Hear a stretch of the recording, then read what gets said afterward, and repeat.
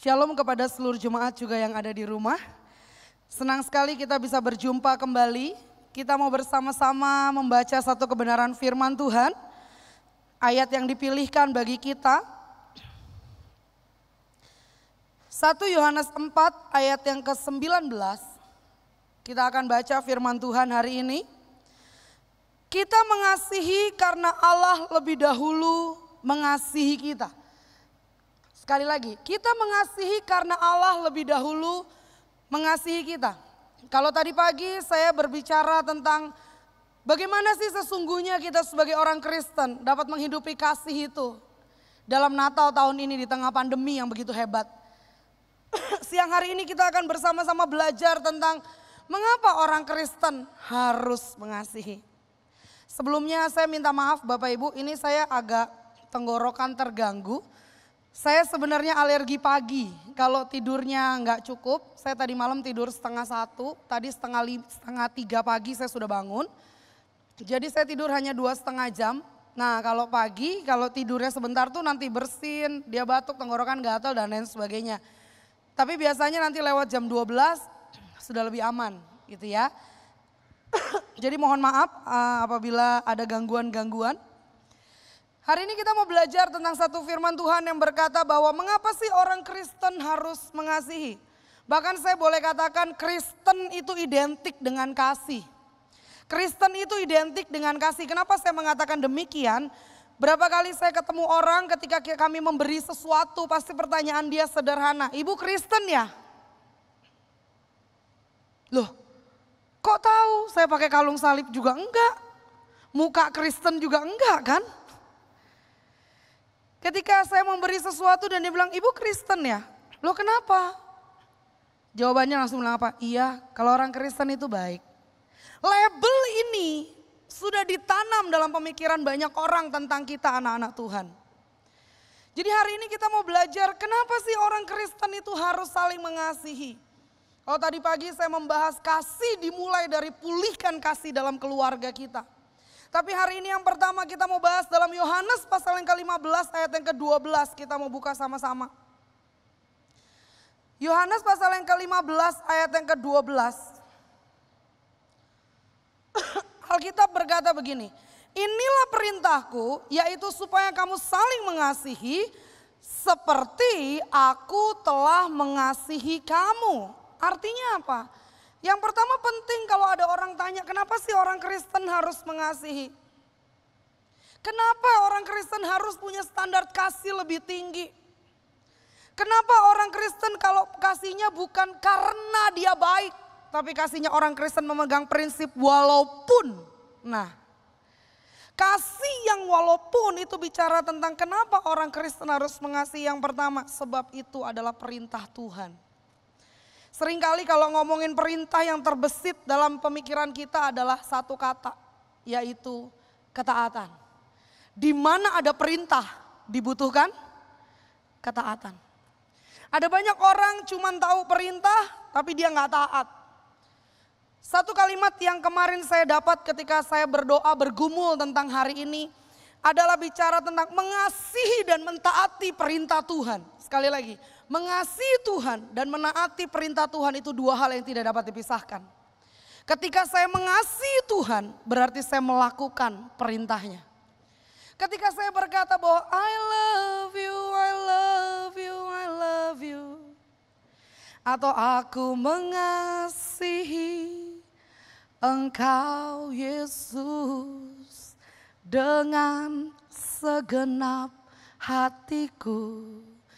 Ketika kita mengatakan bahwa aku mengasihi Engkau Yesus dengan segenap hatiku.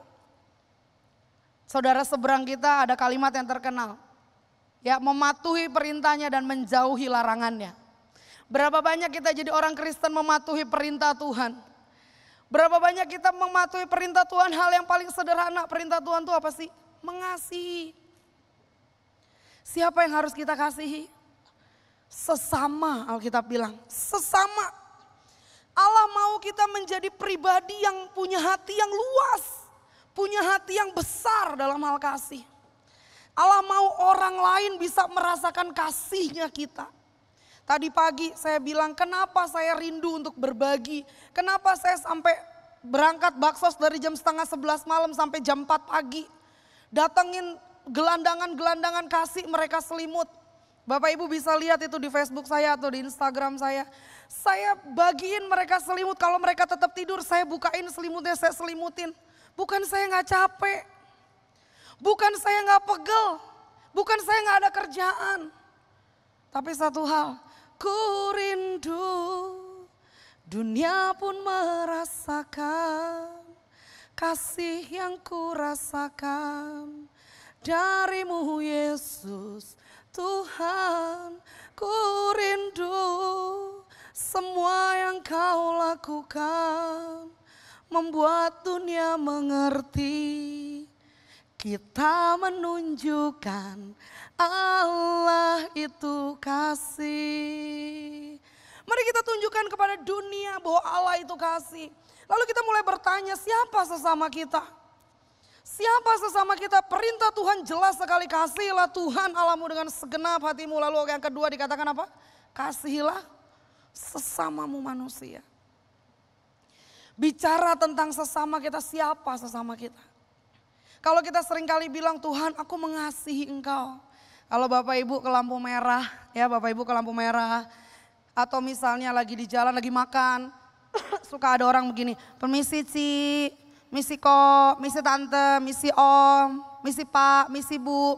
Dia memberikan tangannya begini meminta sesuatu. Lalu kita berikan sesuatu. Udah kita lupa sama dia. Artinya apa? Kita bisa memberi tanpa mengasihi. Bapak Ibu bisa memberi siapa saja tanpa mengasihi. Tapi pertanyaan saya sederhana. Bisakah Bapak Ibu mengasihi tanpa memberi? Bisakah seorang ibu mengasihi anaknya tanpa memberi apapun? Bisakah seorang ibu mengasihi anaknya tanpa, oh kamu gak usah ini ya, gak usah dapat ini, gak usah itu, pokoknya pakai aja yang kamu punya. Artinya apa? Kita bisa memberi tanpa mengasihi, tapi kita gak mungkin bisa mengasihi tanpa memberi. Artinya apa? Ini dua hal yang tidak dapat kita pisahkan. Ketika Bapa di sorga mengatakan dia mengasihi umatnya, dia memberi putra terbaiknya. Dikatakan tadi dalam pujian yang bikin saya merinding ya. Putra terbaiknya sorga diberi bagi kita. Ya, putra terbaik sorga diberikan pada kita. Artinya apa? Ketika kita belajar untuk mengasihi sesama, kita melakukan sebuah ketaatan tentang perintah Tuhan. Jadi saya percaya ketika kami berjalan melakukan baksos ke pinggir-pinggir rel kereta, mencari anak-anak, bagiin mereka handuk, bagiin mereka goodie bag. Handuknya saya pitain, sampai ada orang yang WA saya, Bu Widya, saya menangis loh lihat handuk dipitain itu. Oh saya kaget, loh kenapa Bu? Saya melihatnya ibu dan tim melakukannya dengan hati. Dalam hati saya gimana gak pakai hati Bu, 250 biji. Itu bukan pita jadi, itu benar-benar pita yang pita gulungan yang kita beli terus kita pitain, kita gulung dulu anduknya satu-satu, kita pitain satu-satu. Artinya apa? Karena kami mengasihi Allah, kami membuktikannya lewat apa yang kami lakukan. Seperti tadi pagi saya katakan, kasih itu bukan narasi, tapi bukti. Kita di gereja bisa angkat tangan, aku mengasihi Engkau Yesus. Tapi ketika ngelihat orang lain sulit, ketika ngelihat orang lain jatuh, kita cuma bilang, aduh kasihan banget ya. Pertanyaan saya sederhana, sungguhkah kita sudah memiliki kasih Kristus? Sungguhkah kita memahami bahwa semua ornamen Natal ini mengingatkan kepada kita betapa ada kasih yang besar yang pernah dicurahkan sorga bagi bumi. Ini yang pertama. Sehingga kita mau belajar bersama bagaimana agar kita menjadi orang-orang yang bisa melakukan firman Tuhan. Ketika kita mengasihi bukan karena kita kaya. Ketika kita memberkati orang lain bukan karena kita mampu. Tetapi karena kita sedang melakukan perintah Tuhan. Awal ketika Tuhan suruh kami untuk bagi selimut, Tuhan taruh beban yang luar biasa di hati kami untuk bagi selimut dan bagi goodie bag ke anak-anak jalanan. Awalnya kami bilang, Tuhan ini duitnya mana ya? Tapi Tuhan ingatkan saya bahwa dia ada Allah yang memberi misi dan dia Allah yang bertanggung jawab. Artinya apa Bapak Ibu? Penting sekali untuk kita memahami bahwa bagaimana mungkin seorang anak yang taat tidak mendatangkan belas kasihan dari sang ayah. Contoh kalau Bapak Ibu di sini punya anak. Ketika anaknya disuruh aja apa aja taat. Disuruh ngapain aja taat. Gimana perasaan Bapak Ibu? Bukankah kita rindu memikirkan sesuatu buat anak kita? Rindu memberi yang terbaik buat dia. Sehingga kalau bisa jangan sampai anak kita kekurangan. Setuju ya? Setuju ya? Lalu yang kedua kita mau buka bersama dalam Mazmur pasal yang ke-25. Mazmur pasal yang ke-25. Ayat yang ke-12 sampai dengan ayat yang ke-13. Sekali lagi, Mazmur 25 ayat yang ke-12 sampai dengan ayat yang ke-13. Siapakah orang yang takut akan Tuhan? Kepadanya Tuhan menunjukkan jalan yang harus dipilihnya. Orang itu sendiri akan menetap dalam kebahagiaan. Dan anak cucunya, Alkitab bilang apa? Mewarisi bumi. Ya, ini penting ya Bapak Ibu. Ini penting, kenapa kita harus mengasihi supaya hidup kita berbahagia? Betul nggak? Betul nggak? Apa sih yang dicari orang? Dia sampai ngumpulin uang, nabung, deposito, pengen liburan dan lain sebagainya. Apa yang dicari orang? Satu kata ini, yaitu bahagia. Bahagia tidak pernah terletak dari berapa uang yang kita punya. Tapi bahagia selalu bicara tentang bagaimana kita melakukan kehendak Tuhan dengan hati yang mengasihi Dia. Sudah dari awal saya dihubungi untuk khotbah di sini. Saya bergumul Bapak Ibu, bergumul keras. Dan akhirnya tadi pagi ada yang bertanya kepada saya. Ini untung ketutup ya, jadi saya nggak bisa pamer sepatu baru saya ya. Jadi tadi ada yang tanya di ibadah pertama, Bu Widya kok tumben pakai heels tinggi lagi? Saya cuma bilang saksikan di ibadah kedua Bu, biar tahu jalan ceritanya nih heels ini gitu kan. Jadi Bapak Ibu begitu Boksu menghubungi saya untuk menjadi pembicara hari ini, saya bergumul kenapa sepatu saya ngeletek.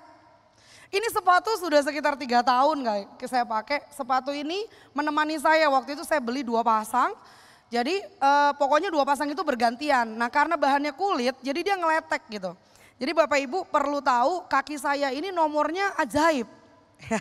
Perempuan nomor 42 tuh udah saya kayaknya gitu ya. 41,5 atau 42 gitu kira-kira. Jadi kalau nyari sepatu itu sulit sekali. Sampai akhirnya kemarin waktu saya bongkar-bongkar baju karena selama ini kan khotbah online ya. Jadi saya bisa cuma pakai celana 7/8 gitu kan. Wah ini kok sepatu kelihatan semua ini. Waduh ini kalau ngeletek kelihatan ini. Akhirnya hari Sabtu kemarin saya bilang sama putri saya. Yuk anterin mami yuk sama anak-anak nih, anak-anak yang ada nih. Saya ajak mereka anterin mami ke Karawaci. Wis banyak duit nih mami, ngapain? Mami mau beli sepatu. Ya kan? Orang kaya, ya kan? Kenapa saya memilih tempat sana? Karena di sana yang ada ukuran gede. Mohon maaf. Lah itu di pinggir jalan nomor paling gede 40. Itu sepatu udah habis, kaki saya setengah masih di luar. Jadi akhirnya pergilah kami ke Karawaci. Mencoba sebelum masuk saya berdoa, Tuhan saya minta harganya 100.000 pokoknya Tuhan. Pokoknya bagaimana caranya angkanya gak boleh jadi 200.000, 100.000-an pokoknya. Nah begitu saya coba yang 100.000-an Bapak Ibu dapatnya ini. Diskon 70%, coba tuh bayangkan. Udah diskon 70% adanya ini, saya gak ada pilihan. Jadi saya bilang Tuhan kuatkan kaki saya. Kan Bapak Ibu saya pernah cerita kalau saya pernah lumpuh bukan? Jadi harusnya gak bisa, makanya tadi kenapa selesai khotbah anak saya udah langsung susul dari situ. Ini saya khotbah udah keringet dingin.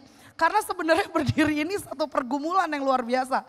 Tapi ya daripada saya pakai sepatunya, ya nanti jemaat tanya, ya Allah tuh pendeta miskin bener ya. Itu ya sepatu kok ngeletek semua dan kalau jalan itu dia rontok gitu kan. Daripada kelihatan mending saya pilih ini aja. Tapi artinya apa? Hal yang sederhana ini membuat kita berbahagia.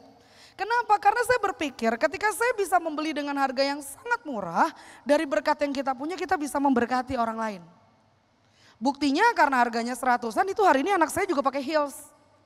Makanya dia anggun sekali hari ini.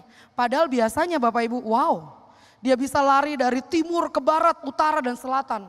Hari ini dia cuma iya sambil gini-gini takut keceklik gitu kan. Lalu saya bilang sama putri saya yang ini, hari ini yang itu, besok gantian kamu. Ya kan, apa Mi? Weh, gitu jawabannya langsung gitu. Artinya apa? Bicara tentang hidup yang bahagia. Kalau hati kita penuh dengan kasih, hidup kita akan bahagia. Hati kita mikirin orang. Saya selama baksos, anak-anak ada tanya begini, Mami, kapan kita beli baju Natal? Saya bilang, berdoa ya nak. Itu saya tulis di Facebook kisah kami. Lalu sampai akhirnya saya cuma bilang kalian bekerjalah. Kita tetap aja bungkus goodie bag, ngiketin handuk segala macam. Saya cuma bilang sama anak-anak saya, kalau Tuhan pandang kalian bisa punya baju Natal, Tuhan yang akan berkati kalian. Dengan caranya Tuhan. Siap Mami. Nah satu ketika waktu saya lagi pelayanan ada orang yang berkati anak saya. Jadi anak-anak saya ini saya gak tahu mereka punya pemahaman dari mana. Setiap kali mereka dapat berkat pasti mereka kasih saya. Mami ini aku dikasih orang tadi buat jajan katanya. Loh kok buat jajan banyak ya kan. Jangan banyak-banyak udah 155 kilo. Mau jajan apa lagi gitu kan. Jangan gitu kan. Terus saya tanya kamu gimana bajunya apa yang kurang. Celana aku sobek Mami. Mau kerja tinggal satu udah sobek kecantol. Ya namanya dia langsing ya. Jalan di mana juga nyantol ya kan. Akhirnya saya bilang ya udah nanti dengan berkat ini kita beli celana ya. Sepanjang perjalanan berdoa Tuhan cari celana yang murah dengan nomor 50. Itu nomor apa umur ya? Dan Tuhan baik. Dari berkat itu anak-anak dapat celana. Khususnya anak saya yang ukurannya sama saya ini. Ukuran-ukuran kami ini kan ukuran yang ya. Dan ketika kasih itu mengalir, dia gak pegang berkatnya sendiri, dia bagi untuk saudara-saudaranya. Mereka semua bisa menikmati berkatnya. Satu hal yang saya ajarkan kepada anak-anak saya, jangan pernah memegang berkatmu sendirian. Kalau kita pegang sendiri, berkat itu habis. Biarlah berkat itu menjadi berkat lagi buat banyak orang. Artinya apa Bapak Ibu? Ketika hidup kita, tujuan kita adalah untuk menyenangkan Tuhan. Kita akan lihat kok, perlahan namun pasti hidup kita akan menjadi orang yang lebih bahagia daripada orang lain. Karena keinginan kita bukan cuma ngejar uang, tapi keinginan kita apa? Membuat orang lain tersenyum. Ketika kami bawa goodie bag, bawa handuk, kami berhenti di pinggir rel, ngumpulin anak-anak, kasih mereka itu, lihat senyum mereka. Ada hati yang walaupun panas gitu ya, panas banget. Sambil yang berdoa Tuhan tolong kami, dan ketika lewat situ ada jembatan yang kayu yang kalau kita jalan dia goyang. Bayangin Bapak Ibu, jembatan yang kalau kita jalan itu jembatan getar kayak ada gempa. Saya sambil berdoa Tuhan bagaimana ini. Jadi yang saya suruh kita jalan masing-masing, jangan berdua-berdua. Jangan berdua-berdua, oh di sini jangan berdua. Medan yang seberat apapun dicoba ditempuh. Karena apa? Karena satu hal. Karena kami hanya ingin disebut oleh Alkitab yang bahagia. Alkitab katakan orang yang melakukan perintah Tuhan, dia akan menetap dalam kebahagiaan. Ya, menetap dalam kebahagiaan. Jadi orang bahagia itu, orang kaya itu belum tentu bahagia. Orang miskin juga belum tentu tidak bahagia. Nangkap ya, nangkap ya. Ada orang uangnya banyak tapi dia gak bisa tidur.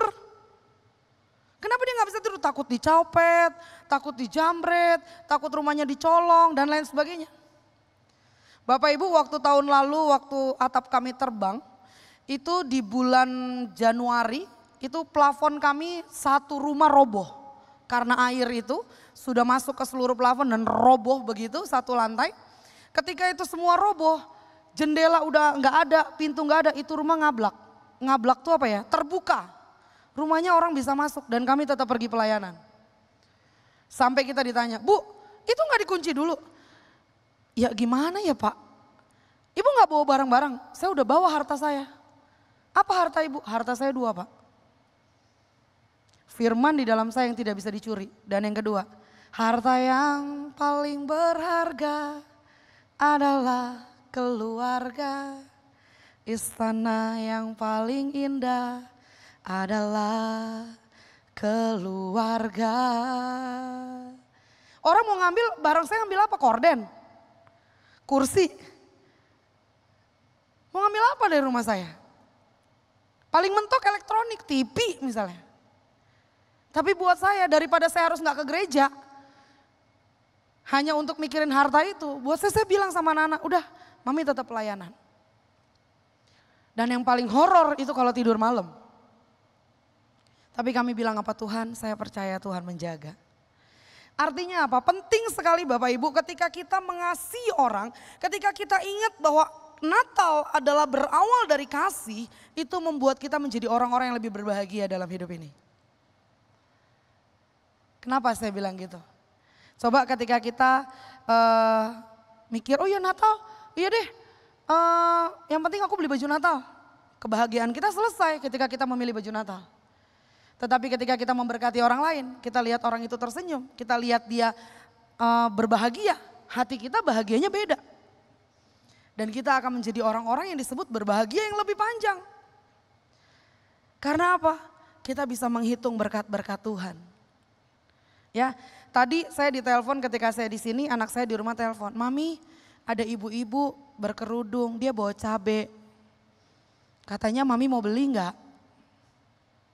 Kalau Mami enggak lama dia tunggu, kalau Mami lama dia pulang, nanti dia balik lagi.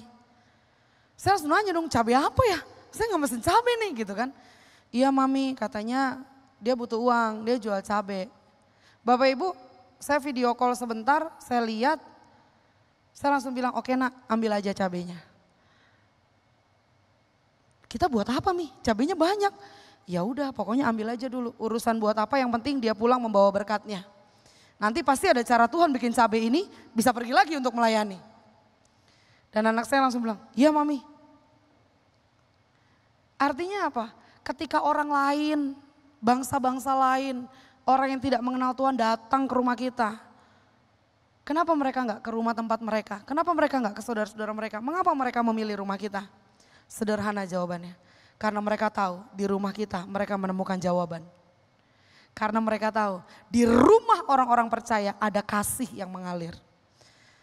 Itu kenapa disebut kita itu bahagia. Sampai tetangga depan saya nanya, Mi, kamu tuh gak ceramah-ceramah lagi? Jarang Mak, paling online. Tapi kok lu seneng banget ya, seneng terus ya. Anak-anak itu ketawa terus ya. Bukannya kalau gak ceramah gak dapat duit. Masya Allah Mak, begitu amat pikirannya. Saya bilang gitu. Emang iya kalau gak ceramah gak dapat duit? Saya bilang, iya lu gak kemana-mana gak dapat duit dong. Mak, berkat itu asalnya dari Tuhan. Tuhan itu bisa memberkati bagaimanapun caranya. Kalau saya ceramah kemana-mana itu Tuhan yang suruh. Kalau Tuhan suruh saya istirahat, ya saya istirahat toh. Emang gak bisa cari duit pakai cara lain? Saya cuma senyum. Itulah pandangan orang dunia. Kebahagiaan mereka terletak dari ketika mereka punya banyak uang. Tapi buat saya sederhana, kalaupun berapa bulan ini saya tidak melayani, tapi saya melihat anak-anak saya sehat, saya melihat suami saya sehat, saya melihat saya sehat, dan kami bisa pergi melayani walaupun cuma ke kolong-kolong, walaupun cuma keliling, bagi nasi bungkus atau apapun, buat kami itu sama nilainya dengan kami melayani di mimbar. Artinya apa? Itulah bahagia. Jadi kasih kepada Allah kita nyatakan kepada sesama kita. Dan yang terakhir, yang ketiga, mengapa orang Kristen perlu mengasihi? Selain itu adalah perintah. Atau yang kedua supaya kita berbahagia. Tapi yang ketiga yang paling penting, mengapa orang Kristen perlu mengasihi? Di sana saya udah tulis tuh, supaya ia menerima berkat yang ditentukan baginya. Sekali lagi, supaya ia menerima berkat yang ditentukan baginya. Bapak Ibu, untuk keberangkatan tim nanti malam, saya mempersiapkan hanya kebutuhan tim. Artinya kita mempersiapkan apa yang akan kita bagikan, kebutuhan kita untuk di sana, akomodasi segala macam kita persiapkan semua. Saya nggak mikirin untuk uang jajan nih ceritanya. Ya ngapain mikirin uang jajan ya, orang kita mau pelayanan gitu. Kita kan bukan mau liburan gitu. Tapi tiba-tiba saya di WA kemarin ada satu ibu, beliau bilang, Bu, ada berapa orang yang pergi? Oh, kami 6 orang Bu. Oh ya udah, saya kasih uang jajan ya Bu, satu orang 100.000. Nanti buat mereka jajan di jalan. Oh baik Bu, puji Tuhan. Tuh, uang jajan aja Tuhan kasih. Amin. Hal sederhana aja Tuhan pikirin. Masa iya hal yang besar Tuhan gak pikirin? Artinya apa? Ketika kita punya hati untuk memberi. Ketika kami bagi selimut ke jalan, ketika kami bagi goodie bag ke anak-anak itu, kami gak pernah berharap berkat, kami gak pernah minta uang untuk itu. Tapi Tuhan dengan caranya memberkati kami. Selalu ada cara Tuhan untuk memberkati anak-anak. Buktinya tadi di ibadah pertama saya share. Buktinya ada kado-kado Natal di rumah buat anak-anak. Nih makanya hari ini anak saya seragaman tuh. Itu kado Natal tuh mereka. Bukan dari maminya, bukan. Bukan dari saya emang gak beliin baju Natal itu mereka tuh. Kembaran semua itu anak-anak. Tinggal dipoto aja nanti. Ada yang udah bela-belain sampai tengah malam nyuci. Biar wangi katanya. Yang satu bajunya katanya kayak taplak meja. Jadi gak dicuci, kalau dicuci lama keringnya katanya. Ya masing-masing berbahagia dengan apa yang mereka dapatkan. Artinya apa? Hasil kerja keras mereka. Mereka berdoa, bergumul, ngepek barang untuk kita bagikan itu setiap hari. Kami selama sebelum Baksos mempersiapkan semua itu tiap hari bisa tidur minimal jam 12 sampai jam 1 pagi. Bungkusin segala macam, terus pagi-pagi bangun duduk lagi, bungkus lagi. Gak kelar-kelar soalnya kan banyak kan jenisnya gitu. Dan ketika udah dibagi rumah udah ini gimana ini barang-barang ini semua numpuk di sini. Dan akhirnya ketika dibagi satu-satu dan ketika satu-satu itu mulai pergi menjadi berkat, berkat mereka pun akhirnya tiba. Dan tadi malam ketika kami kumpul berdoa, mendoakan kado Natal kami, ketika dibuka semua bersuka cita. Semua senang karena semua dapat baju Natal. Artinya apa? Nilainya bukan tentang seberapa banyak dan seberapa mahal. Mungkin kalau dinilai dari uang, mungkin ada banyak orang mungkin bisa beli yang lebih besar. Tapi buat saya secara pribadi, saya cuma berkata bahwa setiap orang menerima berkat yang ditentukan baginya. Karena tidak pernah ada berkat yang tertukar. Saya ingat waktu jadwal di cancel, saya berdoa bergumul banget sama Tuhan. Adik rohani saya memberikan saya sebuah kalimat. Ingat ya kak, berkat pelayanan kakak mungkin boleh cancel, jadwal kakak mungkin boleh cancel. Tapi percayalah berkat Tuhan tidak pernah cancel. Wah itu saya imani, saya bilang amin, yes saya percaya. Dan Bapak Ibu lihat saya sampai hari ini, walaupun ini ketutup ini, saya gak berkurang biar sekilo, ya kan. Pandemi tidak mengurangi berat saya, kayaknya bertambah dikit. Artinya apa? Ketika kita belajar untuk mengasihi, ketika kita belajar menyadari bahwa segalanya dimulai dari kasih, mari kita ingat satu hal. Setiap apa yang kita lakukan untuk orang yang paling hina, kita sedang melakukannya untuk Tuhan. Saya akan menutup dengan kisah seorang wanita bernama Maria yang tadi pagi saya sudah share pada ibadah pertama. Maria adalah seorang gadis, seorang wanita yang dikenal, seorang wanita yang murah hati. Dan dia pun dikenal sebagai seorang yang miskin. Satu ketika dia pulang ke rumahnya, dia melihat ada sepucuk surat yang dimasukkan ke dalam lubang pintu. Ketika dia membuka surat itu, dia membacanya, surat itu berisi begini. Maria, aku mau datang ke rumahmu dari sahabatmu Yesus. Saat membaca itu hati Maria bersuka cita karena sahabatnya mau datang. Lalu dia mulai membongkar perbendaharaannya apa yang dia punya. Dan ketika dia kumpulkan dia hanya punya beberapa uang saja. Lalu keesokan paginya di musim yang begitu dingin dia keluar dengan mantel dan dia membawa sedikit uang yang dia punya, dia pergi ke pasar. Dengan penuh sukacita dia berjalan ke pasar membeli beberapa buah roti dari uang yang dia miliki. Lalu dia berjalan pulang dengan sukacita karena berpikir sahabatnya akan memakan roti ini. Di tengah perjalanan dia berhenti karena ada seorang pengemis menghentikan dia. Bu, beri saya makan, saya belum makan dari kemarin. Lalu Maria berhenti dan berkata, aduh Pak, saya minta maaf, saya gak bisa kasih karena saya cuman punya roti ini dan sebentar lagi saya mau kasih ke sahabat saya karena sahabat saya mau datang. Maaf ya Pak, tapi saya berdoa ada orang lain yang datang untuk kasih Bapak makan. Lalu singkat cerita dia pergi. Namun ketika dia pergi setelah meninggalkan pengemis itu, hati sukacitanya mendadak hilang entah kemana. Mendadak sukacitanya lenyap saat itu juga. Sampai akhirnya dia tidak tahan lagi dengan kesedihan hatinya, dia menghentikan langkahnya. Lalu dia memutar kembali. Dia kembali kepada pengemis itu dan dia berkata, Pak, dia membuka mantelnya. Pakailah mantel ini. Kamu gimana? Aku masih ada di rumah Pak. Lalu makanlah roti ini Pak. Lalu sahabatmu bagaimana? Saya akan katakan kepada sahabat saya bahwa saya tidak punya apa-apa. Lalu setelah itu dengan hati yang lega dia pulang. Dalam perjalanan pulangnya sukacitanya kembali melimpah. Dan ketika dia sampai di rumah, dia membuka pintu dan dia kembali melihat sepucuk surat. Ketika dia membuka surat itu, tulisannya sederhana. Terima kasih buat perjumpaan hari ini Maria. Terima kasih buat mantelmu yang hangat. Dan terima kasih buat rotimu yang mengenyangkan. Artinya apa Bapak Ibu? Kita tidak pernah tahu dalam wujud siapa Yesus akan hadir. Kita tidak pernah tahu pada wujud seperti apa Yesus akan hadir di Natal ini. Karena itu masih ada 5 hari ke depan. Dari tanggal hari ini 20 sampai 25 Desember. Mari mulai merenungkan kasih Tuhan. Dan mulai katakan Tuhan apa yang bisa saya lakukan bagi sesama. Apa yang saya bisa buat bagi sesama. Supaya setiap kita ketika kita pergi untuk melayani, ketika kita pergi melakukan sesuatu dan ketika Tuhan memberkati kita, kita tahu satu hal. Tujuan Tuhan memberkati orang Kristen bukan hanya menjadikan dia kaya, tetapi menjadikan dia berkat bagi orang lain. Itu kenapa saya katakan kepada hamba-hamba Tuhan di Jawa Timur yang nanti malam kami akan berangkat untuk baksos memberkati mereka.